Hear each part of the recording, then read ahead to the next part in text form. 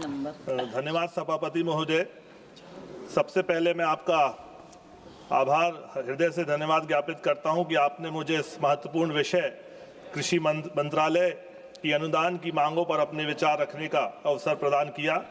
इस अवसर पर मैं भारत के यशस्वी प्रधानमंत्री आदरणीय नरेंद्र मोदी जी और हमारे ऊर्जावान कृषि मंत्री आदरणीय शिवराज सिंह चौहान जी का अभिनंदन करता हूं। और हमारे शास्त्रों में कहा है कि अन्नम बाहु कुर्वीत तदा व्रतम, अर्थात अधिक से अधिक अन्न का उत्पादन करना ही राष्ट्र का धर्म है। भारत सदियों से कृषि प्रधान देश है। हमारे गांव केवल भौगोलिक इकाई नहीं बल्कि भारत की आत्मा है और उन गांव की आत्मा हमारे किसान हैं। माननीय सभापति महोदय, आज यदि हम वैश्विक कृषि व्यवस्था का विश्लेषण करें तो यह स्पष्ट दिखाई देता है कि भारत ने अनेक क्षेत्रों में विश्व नेतृत्व स्थापित किया गया है। जब हम चावल की बात करते हैं तो आज चावल उत्पादन में विश्व प्रथम स्थान पर है, दूध उत्पादन में विश्व में प्रथम स्थान पर है और गेहूं उत्पादन में विश्व में दूसरे स्थान पर है। वहीं जब हम फल और सब्जियों के उत्पादन की बात करते हैं तो ये विश्व में शीर्ष देशों में शामिल है। मसालों के उत्पादन और निर्यात में भारत का विश्व में नेतृत्व कर रहा है। वहीं आज भारत का कुल खाद्यान्न उत्पादन लगभग 330 मिलियन टन के आसपास पहुंच चुका है।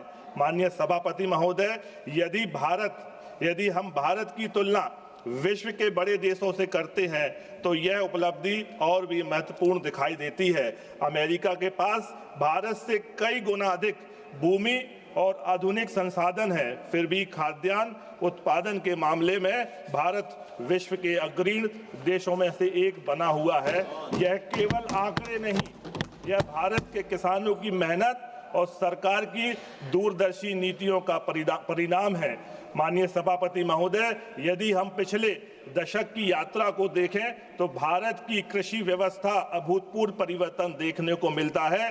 2013-14 में भारत का कुल खाद्यान्न उत्पादन लगभग 265 मिलियन टन था, जो बढ़कर आज 330 मिलियन टन के आसपास पहुंच गया है। वहीं हम जब दालों के उत्पादन की बात करते हैं तो लगभग 19 मिलियन टन से बढ़कर 27 मिलियन टन तक पहुंच गया है। तिलहन के उत्पादन में भी निरंतर वृद्धि होती जा रही है। यह परिवर्तन सहयोग नहीं है, यह परिवर्तन नीतिगत प्रतिबद्धता और मजबूत नेतृत्व का परिणाम है।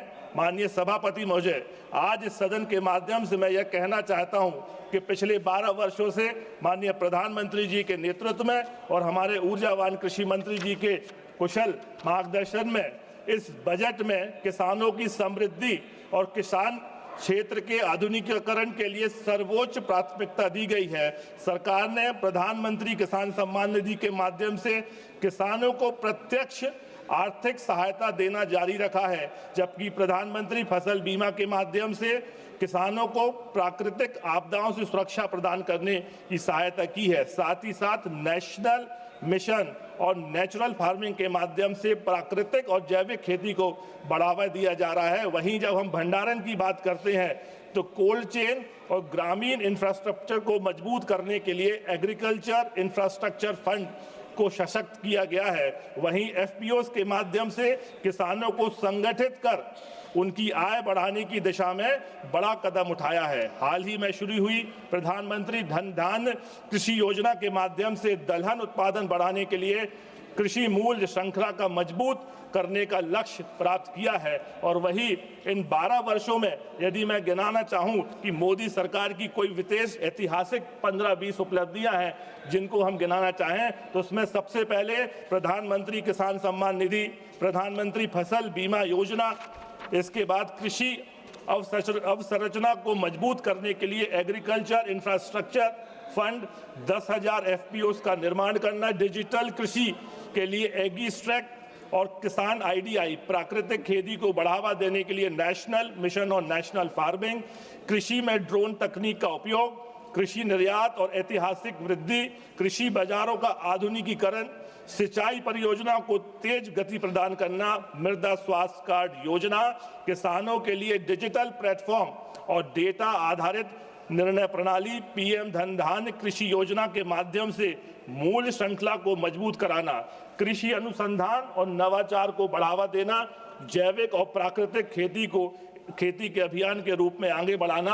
और इस अवसर पर माननीय प्रधानमंत्री और कृषि मंत्री जी को भी धन्यवाद देता हूं कि पिछले वर्ष उन्होंने विकसित भारत कृषि अभियान का एक संकल्प प्रारंभ किया, जिससे लैब से लैंड को जोड़ने का काम किया और भारत देश के सभी वैज्ञानिकों को 700 से अधिक डिस्ट्रिक्टों में भेजा और जहां सीधे वैज्ञानिकों ने आम किसानों से संवाद किया और बेहतर किसानी कैसे करें उसके उनको लाभ बनाए। ये भी एक बहुत बेहतर योजना है। माननीय मैं कृषि मंत्री जी से आग्रह करूंगा कि ये योजना निरंतर चलती रहे, इससे बहुत लाभ मध्य प्रदेश को मिला है। माननीय सभापति महोदय, यह परिवर्तन केवल योजनाएं नहीं बल्कि कृषि संस्कृति का पुनर्जागरण का प्रतीक है।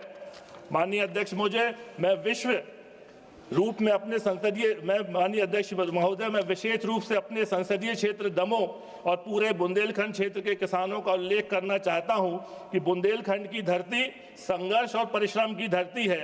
यहाँ के किसान कठिन परिस्थितियों में भी देश का खाद्य सुरक्षा का महत्वपूर्ण योगदान करते हैं। बुंदेलखंड का किसान केवल खेत नहीं जोतता, वह भारत के भविष्य को जोतता है। और इस अवसर पर पुनः मैं माननीय प्रधानमंत्री को धन्यवाद ज्ञापित करता हूं कि एक वर्ष पूर्व स्वर्गीय अटल बिहारी वाजपेयी जी के जन्म शताब्दी वर्ष पर बुंदेलखंड की खजुराहो की धरती से 44,000 करोड़ से अधिक लागत से केन बेतवा लिंक परियोजना की भूमि पूजन किया था, जिससे आने वाले समय में बुंदेलखंड की तस्वीर और तकदीर बदल जाएगी। माननीय अध्यक्ष महोदय, मध्य प्रदेश आज भारत के कृषि विकास का एक प्रमुख केंद्र बन चुका है और हमारे मुख्यमंत्री माननीय मोहन यादव जी ने ये वर्ष पूरा कृषि कल्याण वर्ष के रूप में मनाने का संकल्प लिया है।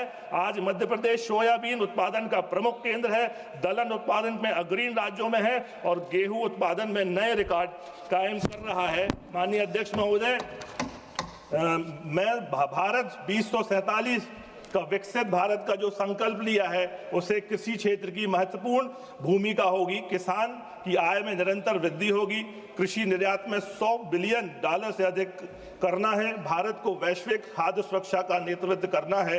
और अंत में माननीय सभापति महोदय, मैं आपके माध्यम से माननीय प्रधानमंत्री जी से आग्रह करना चाहता हूं कि हमारा संसदीय क्षेत्र दमोह पूरे बुंदेलखंड क्षेत्र की ओर से एक महत्वपूर्ण मांग इस सदन से रखना चाहता हूं। और हमारे जो कृषि मंत्री जी हैं वो इसके पूर्व हमारे मध्य प्रदेश के मुख्यमंत्री रहे, जिन्होंने एक बहुत बड़े मेडिकल कॉलेज की सौगात हमारे दमोह के लिए दी है।